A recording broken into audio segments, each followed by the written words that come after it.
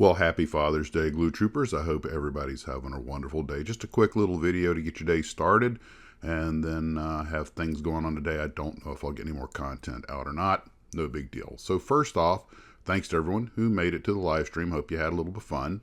And one of the things we talked about was the movie The Final Countdown and the models, and I'd said they needed to package a F-14 and Zero kit. And some folks had mentioned that they did do Final Countdown artwork and actually put out the F-14 in relation to the movie, although it did not come with the Zeros. And our good friend Paul Adams down in New Zealand found the artwork and the box top for me and sent that. So yes, there was a Final Countdown kit. In other news, I got this little tidbit from Lucas C., who runs Kit Model Channel, and it's kind of cool.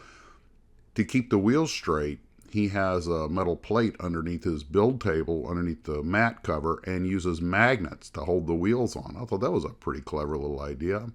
I'm going to see if I can find a metal plate. I wonder if the Godzilla sign would work, because I have one here and one out in the Tarbis, and it's just hanging by a nail, so I could whip it out and put it under the car every time I need it.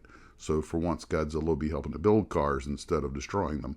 One more thing before I go. Paul did send some really cool information on the old Aurora photoscope models, and I'll probably do a video of that in more detail later. Actually, there's several videos I need to be doing, called Paul sends me all this great information, and he basically almost writes the videos for me with all the information he puts out. He includes pictures, but there's just only so many hours in a day.